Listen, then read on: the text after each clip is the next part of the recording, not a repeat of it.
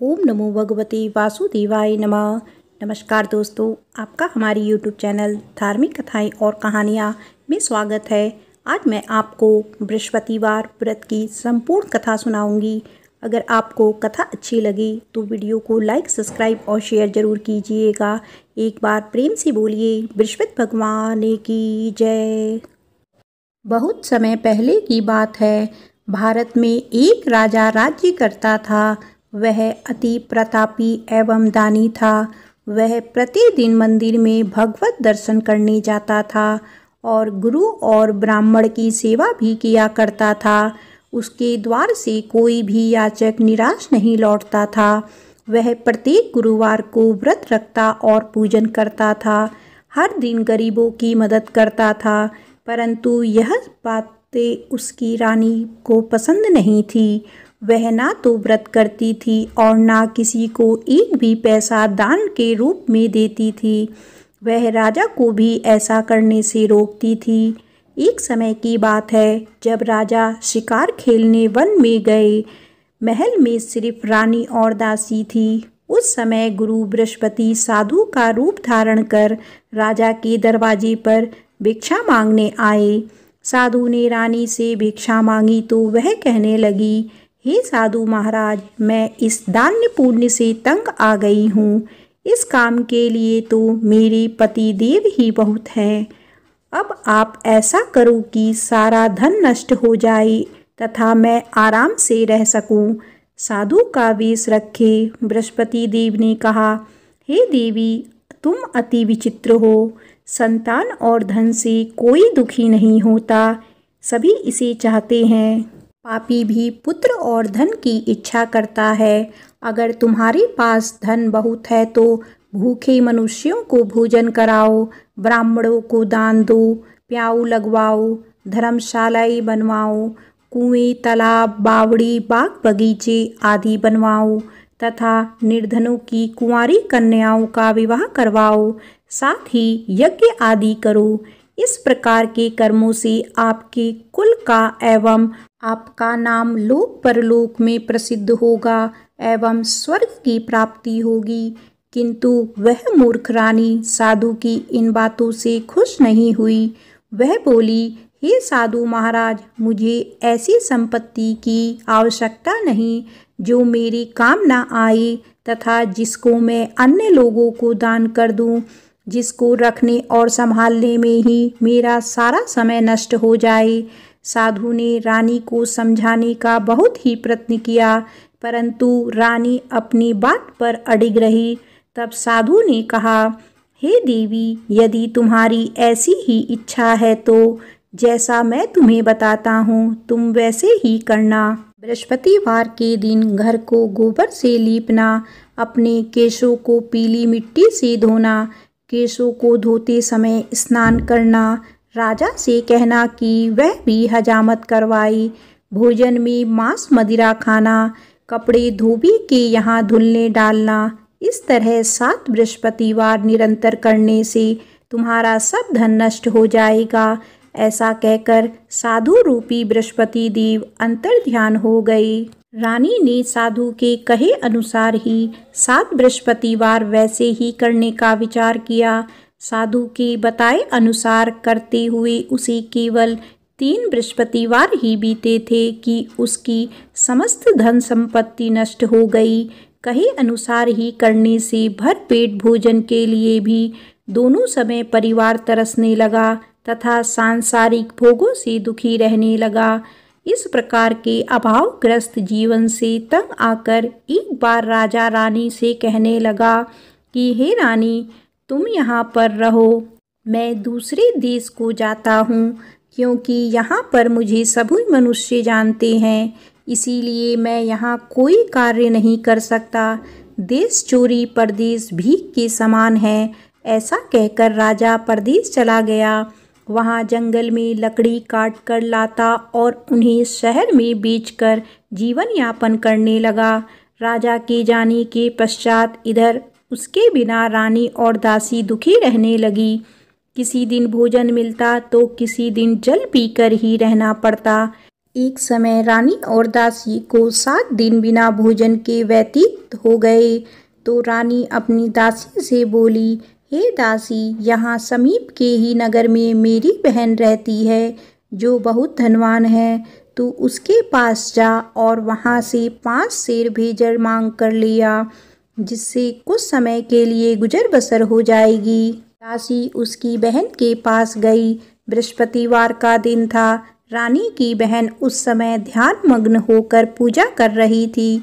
दासी ने रानी की बहन से कहा, हे रानी, मुझे आपके पास आपकी बहन ने भेजा है, मुझे 5 सेर भेजर दे दो। दासी ने अपनी बात अनेक बार कही, परंतु रानी की बहन ने कोई उत्तर नहीं दिया, क्योंकि वह उस समय बृहस्पतिवार की कथा सुन रही थी। रानी की बहन से जब दासी को कोई अपेक्षित उत्तर नहीं मिला तो वह अति दुखी हुई। उसे क्रोध भी आया। लौटकर वह रानी से बोली, हे रानी, आपकी बहन बहुत धनी स्त्री है, परंतु वह अति घमंडी भी है। वह छोटे लोगों से बात भी नहीं करती। 5 सेर भेजर देने के लिए मैंने उससे बहुत बार कहा, परंतु उसने कोई उत्तर नहीं दिया। इस प्रकार मुझे निराश एवं खाली हाथ लौटना पड़ा। रानी बोली, हे दासी, इसमें मेरी बहन की किसी प्रकार का कोई दोष नहीं है। जब बुरे दिन आते हैं तब कोई सहारा नहीं देता, अपने पराये हो जाते हैं। अच्छे बुरे का ज्ञान विपत्ति में ही होता है। जो ईश्वर की इच्छा होगी वही होगा। यह सब हमारी भाग्य का दोष है। उधर पूजा समाप्त होने के पश्चात रानी की बहन ने सोचा कि मेरी बहन की दासी आई थी, परंतु मैंने उसे कोई उत्तर नहीं दिया। इससे वह बहुत दुखी हुई होगी। कथा सुनकर तथा विष्णु भगवान का प्रसाद ग्रहण कर वह अपनी बहन के घर आई तथा बोली, हे बहन, मैं बृहस्पतिवार का व्रत कर रही थी। तुम्हारी दासी आई, परंतु कथा समाप्त होने से पूर्व ना उठते हैं और ना ही बोलते हैं, इसीलिए मैं नहीं बोली। बताओ दासी, किस कार्य से मेरे पास गई थी? रानी बोली, बहन, हमारे घर अनाज नहीं था तथा राजा परदेश गए हुए हैं। वैसे तुमसे कोई बात छिपी नहीं है, इस कारण मैंने दासी को तुम्हारे पास 5 सेर भेजर लेने के लिए भेजा था। इस पर रानी की बहन बोली, हे बहन, बृहस्पति भगवान सबको मनवांछित फल देते हैं। देखो, शायद तुम्हारे घर में किसी कोने में अनाज रखा हो। यह सुनकर रानी की बहन की बातें से विस्मित होकर दासी घर के अंदर गई तो वहाँ उसे एक घड़ा भेजर का भरा मिला। उसे बड़ा ही आश्चर्य हुआ, क्योंकि उसके अनुसार घर का एक एक बर्तन अन्न से खाली था। उसने बाहर आकर रानी को सारा वृत्तांत सुनाया।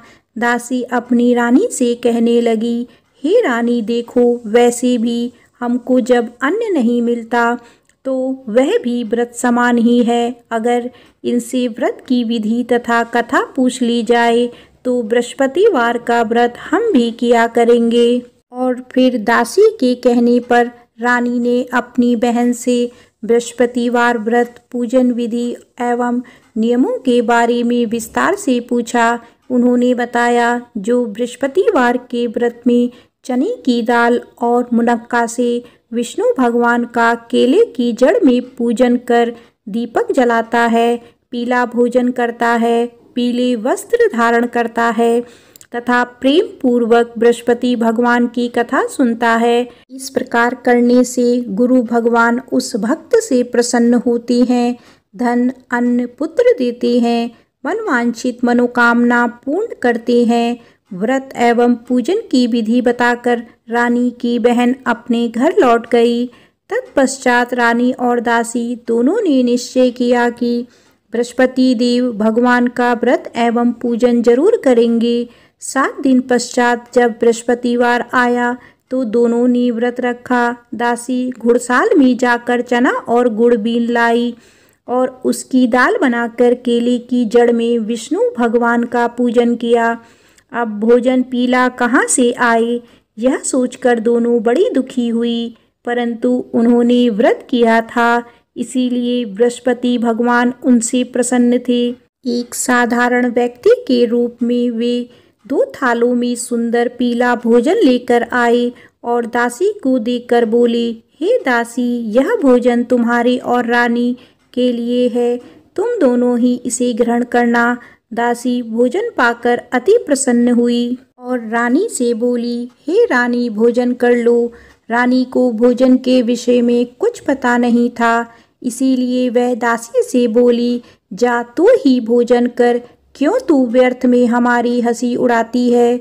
दासी बोली, हे रानी, एक व्यक्ति भोजन दे गया है।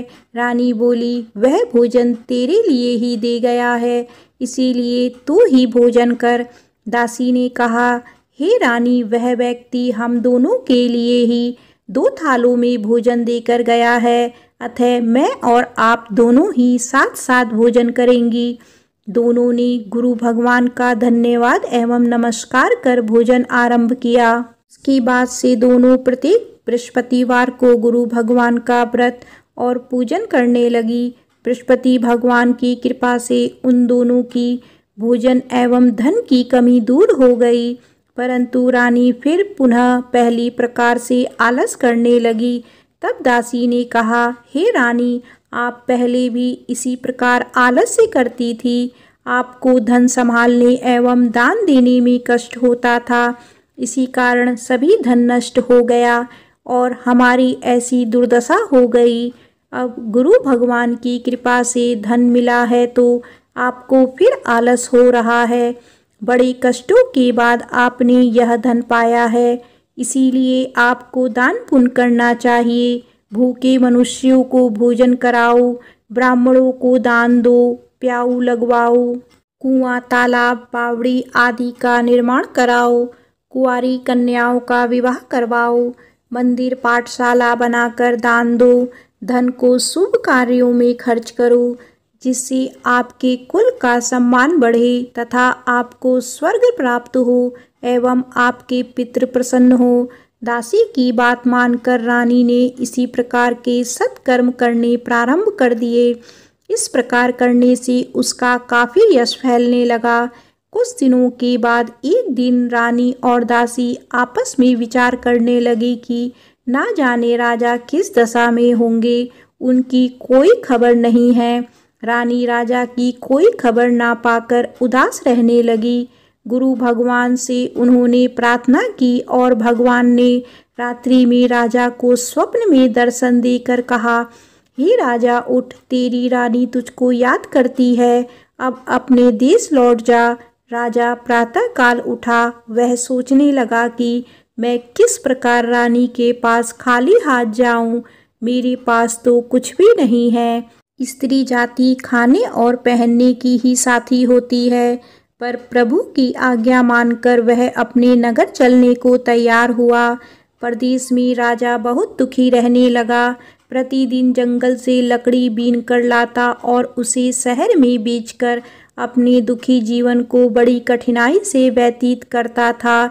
एक दिन राजा दुखी कर अपने पुराने दिन की याद करके रोने लगा। उस जंगल में बृहस्पति देव एक साधु का रूप धारण करके आई और राजा से बोले, हे लकड़हारे, तुम इस वियायान जंगल में किस चिंता में बैठे हो, मुझे बताओ। यह सुनकर राजा की आंखों में आंसू भर आए और वह साधु को प्रणाम करके बोला, हे प्रभु, आप सब कुछ जानने वाले हैं। इतना कहकर राजा ने साधु को अपनी समस्त व्यथा सुना दी। तब साधु रूपी गुरु भगवान राजा से बोले, हे राजन, तुम्हारी पत्नी ने बृहस्पतिवार के दिन बृहस्पति देव का अपमान किया था, जिसके कारण तुम्हारी यह दुर्दशा हुई। अब तुम किसी प्रकार की चिंता मत करो, भगवान तुम्हें पहले से अधिक धन प्रदान करेंगे। देखो, तुम्हारी पत्नी ने बृहस्पतिवार का व्रत आरंभ कर दिया है। अब तुम भी बृहस्पतिवार का व्रत करके चने की दाल व गुड़ जल को लोटे में डालकर केले का पूजन करो, फिर कथा कहो या सुनो।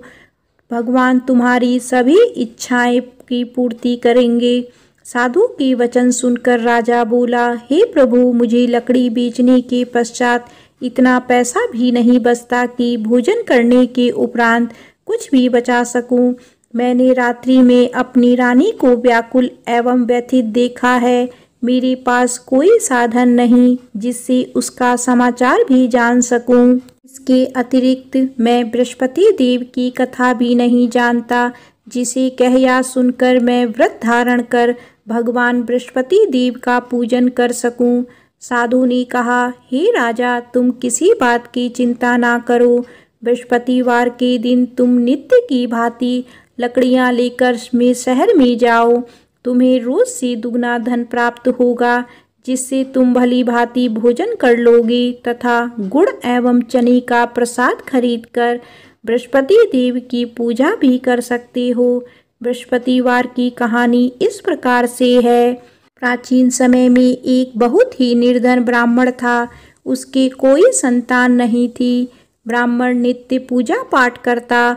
ब्राह्मण स्वभाव से दयालु तथा धार्मिक विचारों वाला व्यक्ति था, परंतु उसकी पत्नी बहुत मलिनता के साथ रहती थी। वह ना तो स्नान करती थी और ना किसी देवता की पूजा करती। सुबह उठते ही सर्वप्रथम भोजन करती, बाद में घर के अन्य कार्य करती। अपनी पत्नी की ऐसी आदत के कारण ब्राह्मण देवता बहुत दुखी थे। वह अपनी पत्नी को बहुत समझाते, किंतु उसका कोई परिणाम ना निकलता। भगवान की कृपा से ब्राह्मण की स्त्री के कन्या उत्पन्न हुई। वह कन्या ब्राह्मण के घर में बड़ी होने लगी। वह बालिका प्रातःकाल ही स्नान करके भगवान विष्णु का जप करती, बृहस्पतिवार का व्रत भी करने लगी। पूजा पाठ समाप्त कर पाठशाला जाती तो अपनी मुट्ठी में जौ भर कर ले जाती और पाठशाला जाने के रास्ते में डालती जाती। भगवान बृहस्पति की कृपा से वही जौ स्वर्ण के हो जाते थे, तो लौटते समय उनको बीनकर घर ले आती। एक दिन वह बालिका सूप में उन सोने के जौ को फटक कर साफ कर रही थी। तभी उसकी माँ ने उसे देख लिया और कहा, हे बेटी, सोने के जौ को फटकने के लिए सूप भी सोने का ही होना चाहिए। दूसरे दिन बृहस्पतिवार था। कन्या ने व्रत रखा और भगवान बृहस्पति से प्रार्थना करके कहा, हे प्रभु, यदि मैंने सच्चे मन से श्रद्धा पूर्वक आपका पूजन एवं व्रत किया हो तो कृपया करके मुझे सोने का सूप दे दो। बृहस्पति देव ने उसकी प्रार्थना स्वीकार कर ली। नित्य की भांति वह कन्या जौ फैलाती हुई पाठशाला चली गई। पाठशाला से लौटते कर जब वह जौ बीन रही थी तो बृहस्पति भगवान की कृपा से उसे सोने का सूप प्राप्त हुआ। उस सोने के सूप को वह घर ले आई और उसमें जौ साफ करने लगी, परंतु उसकी माँ का आचरण वैसा ही रहा। एक दिन वह कन्या सोने के सूप में जौ साफ कर रही थी। उसी समय अचानक उस नगर का राजकुमार वहां से होकर निकला। कन्या के रूप एवं कार्य को देखकर राजकुमार कन्या पर मोहित हो गया। राजमहल लौटकर राजकुमार अन्न तथा जल त्याग कर उदास होकर लेट गया। राजा को जब अपने पुत्र द्वारा अन्न जल त्यागने का समाचार प्राप्त हुआ तो अपने मंत्रियों के साथ वह राजकुमार के पास आई और बोली, हे बेटा, तुम्हें किस बात का दुख है? किसी ने तुम्हारा अपमान किया है अथवा कोई और कारण है तो मुझे बताओ, मैं वही करूँगा जिससे तुम प्रसन्न होगे। राजकुमार ने अपने पिता की बातें सुनी तो वह बोला, आपकी कृपा से मुझे किसी प्रकार का कष्ट नहीं है। किसी ने मेरा अपमान भी नहीं किया है, परंतु मैं उस कन्या के साथ विवाह करना चाहता हूँ जो सोने के सूप में सोने के जौ फटक रही थी। यह सुनकर राजा आश्चर्य में पड़ गया और बोला, हे राजकुमार, इस तरह की कन्या का पता तुम लगाकर मुझे बताओ, मैं तुम्हारा विवाह उसके साथ अवश्य ही करा दूंगा। राजकुमार ने प्रसन्न होकर राजा को उस ब्राह्मण कन्या के घर का पता बताया। राजा के आदेश पर मंत्री उस कन्या के घर गया और राजा को आदेश ब्राह्मण को कह सुनाया। 6 दिन बाद ब्राह्मण की कन्या का विवाह राजकुमार के साथ हो गया। घर से कन्या के विदा होते ही उस ब्राह्मण के घर में पहले की तरह निर्धनता वापस आने लगी। अब भोजन के लिए अनाज भी बड़ी मुश्किल से मिलता था। एक दिन दुखी होकर ब्राह्मण देवता अपनी बेटी से मिलने गए। बेटी पिता की ऐसी अवस्था को देखकर अत्यंत दुखी हुई और उसने अपनी माँ का समाचार पूछा। ब्राह्मण ने पुत्री को सभी हाल कह सुनाया। पुत्री ने अपने पिता को बहुत सा धन देकर विदा कर दिया। इस प्रकार ब्राह्मण का कुछ समय सुखपूर्वक व्यतीत हुआ, लेकिन धन समाप्त होने के बाद स्थिति पूर्ववत हो गई। ब्राह्मण फिर अपनी पुत्री के यहाँ गया और उससे सभी हाल कह सुनाया। पुत्री बोली, हे पिताजी, आप अपने साथ माताजी को यहाँ लिया लाओ। मैं उन्हें वह विधि बता दूंगी जिससे दरिद्रता दूर हो जाएगी। ब्राह्मण देवता अपनी पत्नी को साथ लेकर अपनी पुत्री के पास राजमहल पहुँचे तो पुत्री अपनी माँ को समझाने लगी, हे माँ, तुम सुबह उठकर सर्वप्रथम स्नान आदि करके भगवान विष्णु का पूजन किया करो तो सब निर्धनता दूर हो जाएगी। तो उसकी माँ ने उसकी एक ना मानी। वह सुबह उठकर सर्वप्रथम अपनी पुत्री के घर में बचा जूठन खा लेती थी। एक दिन उसकी बेटी को अपनी माँ पर बहुत गुस्सा आया। उसने उस रात को कोठरी में खाने का सारा सामान निकालकर अपनी माँ को उसमें बंद कर दिया। प्रातः कोठरी से अपनी माँ को निकालकर तथा स्नान आदि कराकर पूजा पाठ करवाया तो उसकी माँ की बुद्धि ठीक हो गई। इसके बाद वह प्रतिदिन पूजा पाठ करती और प्रत्येक बृहस्पतिवार को व्रत भी रखने लगी। इस व्रत के प्रभाव से उसकी माँ भी अत्यंत धनवान तथा पुत्रीवती हो गई और बृहस्पति देवता की कृपा से वृद्धावस्था में मृत्यु को प्राप्त कर स्वर्ग को गई। वह ब्राह्मण भी सुखपूर्वक इस लोक का सुख भोग कर स्वर्ग को प्राप्त हुआ। इस प्रकार कहानी कहकर साधु देवता वहाँ से अंतर्ध्यान हो गए। धीरे धीरे 6 दिन का समय बीत गया तथा बृहस्पतिवार का दिन आ गया। लकड़हारा रूपी राजा जंगल से लकड़ी काटकर किसी शहर में बेचने गया। आज उसे और उस दिनों से अधिक धन मिला। राजा ने चना, गुड़ आदि लाकर भगवान विष्णु का पूजन किया तथा बृहस्पतिवार का व्रत किया। उस दिन से उसके सभी कष्ट दूर हो गए, परंतु अगले बृहस्पतिवार को वह व्रत करना भूल गया। इसी कारण बृहस्पति भगवान उससे रुष्ट हो गए। उस दिन उस नगर के राजा ने विशाल यज्ञ का आयोजन किया तथा अपने समस्त राज्य में घोषणा करवा दी कि कोई भी मनुष्य अपने घर में भोजन ना बनाए और आग भी ना जलाए। सब लोग मेरे यहाँ भोजन करने आए। इस आज्ञा को जो नहीं मानेगा उसको सूली पर लटका दिया जाएगा। राजा की आज्ञानुसार राज्य के सभी निवासी राजा के भोज में सम्मिलित होने गए, परंतु लकड़हारा कुछ विलंब से पहुंचा। इसीलिए राजा उसको भोजन कराने अपने साथ महल में ले गए। जब राजा लकड़हारे को भोजन करा रहे थे तो रानी की दृष्टि उस खूंटी पर पड़ी जिस पर उसका नौलखा हार लटका हुआ था। उसे खूंटी पर हार लटका दिखाई नहीं दिया। रानी को निश्चय हो गया कि मेरा हार इस लकड़हारे ने चुरा लिया है।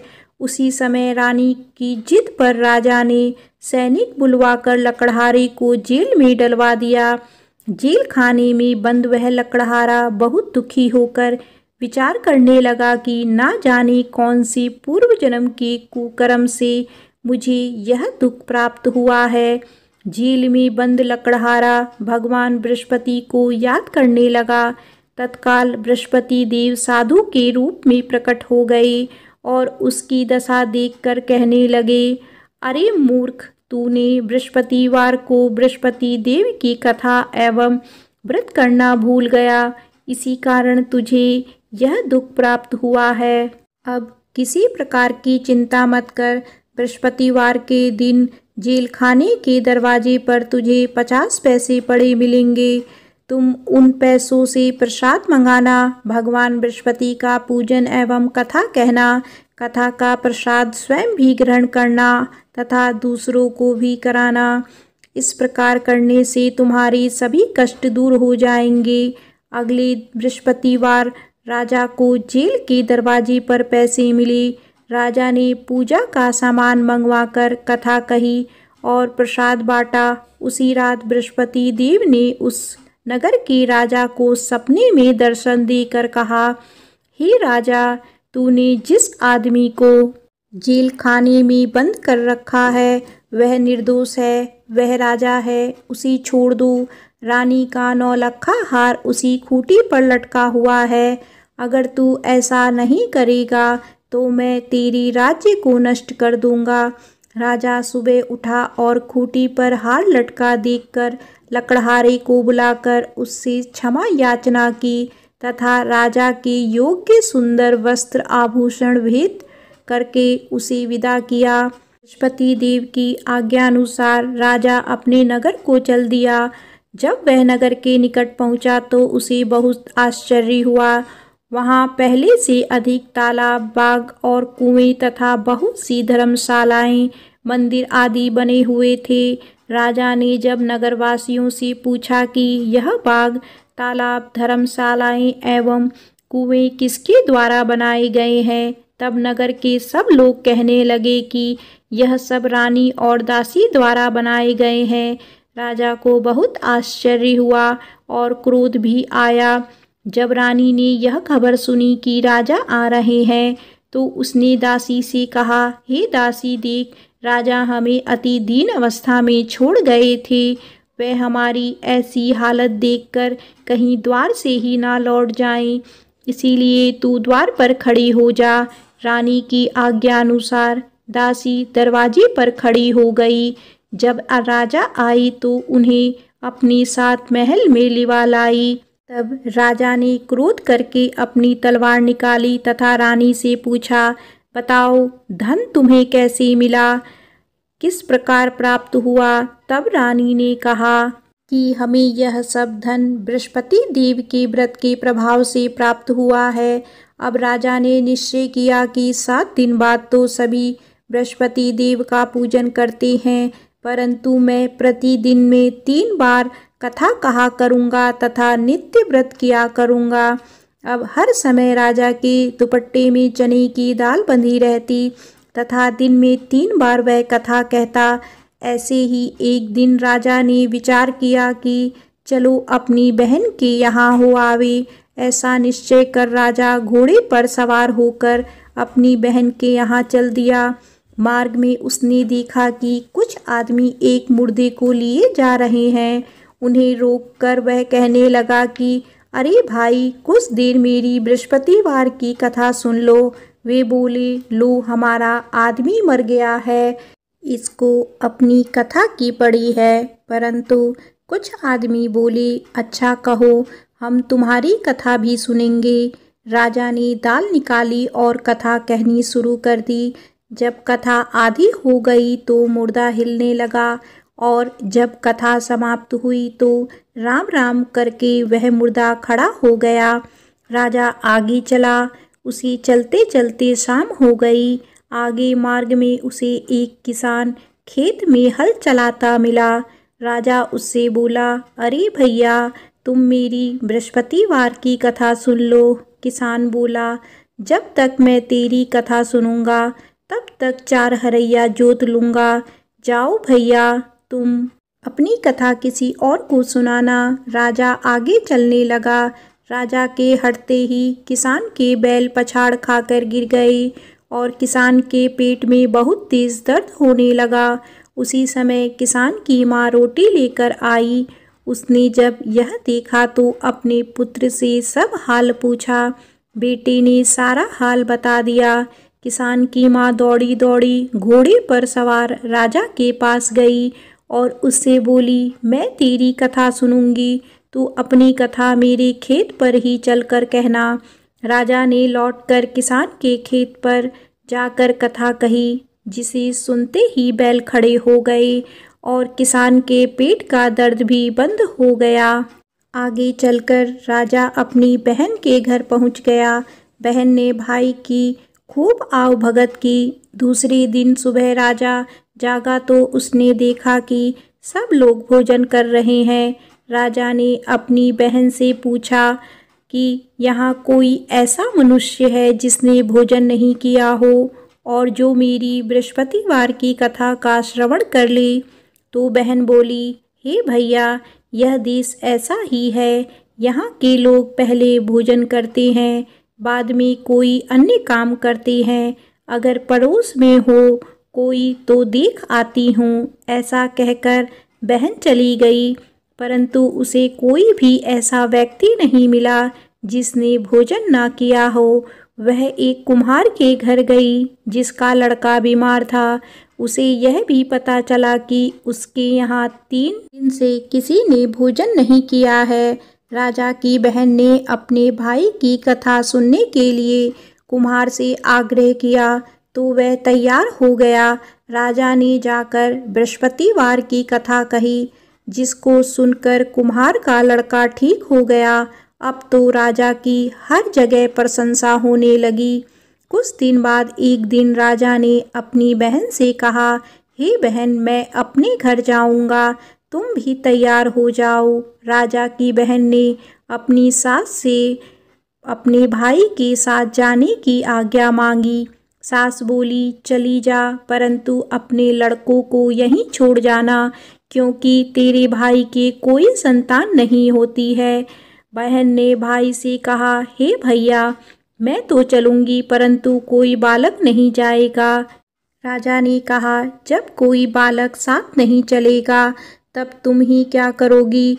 दुखी मन से राजा अपने नगर को लौट आया। राजा अपनी रानी से बोला, हम निर्वंशी राजा हैं, हमारा मुँह देखने का भी धर्म नहीं है। वह उदास होकर बिना भोजन किए शैया पर लेट गया। रानी बोली, हे प्रभु, भगवान बृहस्पति ने हमें सब कुछ दिया है, वे हमें संतान भी अवश्य देंगे।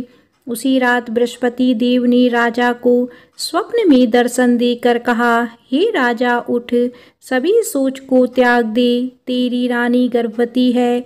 राजा को यह जानकर अति प्रसन्नता हुई। 9वें महीने में रानी के गर्भ से एक सुंदर पुत्र रूपी रत्न पैदा हुआ। तब राजा बोला, हे रानी, स्त्री बिना भोजन के रह सकती है, परंतु बिना कहे नहीं रह सकती। जब मेरी बहन आए तो तुम उससे कुछ मत कहना। रानी ने हाँ कर दी। जब राजा की बहन ने यह शुभ समाचार सुना तो वह अति प्रसन्न हुई तथा बधाई लेकर अपने भाई के यहाँ आई। तभी रानी ने कहा, घोड़ा चढ़कर नहीं आई, गधा चढ़ी आई। राजा की बहन बोली, भाभी, मैं इस प्रकार ना कहती तो तुम्हें औलाद कैसे मिलती। भगवान बृहस्पति ऐसे ही हैं, जैसे जिसके मन में कामनाएं हैं सभी को पूर्ण कर मनवांछित फल देते हैं। जो श्रद्धा पूर्वक बृहस्पतिवार का व्रत करता है एवं कथा पढ़ता है अथवा सुनता है और दूसरों को सुनाता है, बृहस्पति देव उसकी सभी मनोकामनाएं पूर्ण करते हैं। बृहस्पति देव उनकी सदैव रक्षा करते हैं। जो श्रद्धा एवं संपूर्ण आदर भाव से बृहस्पति देव का पूजन एवं सच्चे दिल से व्रत करते हैं, उनकी सभी मनोकामनाएं पूर्ण होती हैं। सच्चे मन एवं हृदय से रानी और राजा ने बृहस्पति देव की कथा का गुणगान किया। उनकी सभी इच्छाएं बृहस्पति देव ने पूरी की। इसीलिए सबको कथा कहने अथवा सुनने के बाद बृहस्पति भगवान का प्रसाद ग्रहण करना चाहिए तथा सच्चे मन एवं भावना से भगवान बृहस्पति का ध्यान करते हुए सदा उनकी जय जयकार करनी चाहिए। बोलिए बृहस्पति भगवान की जय।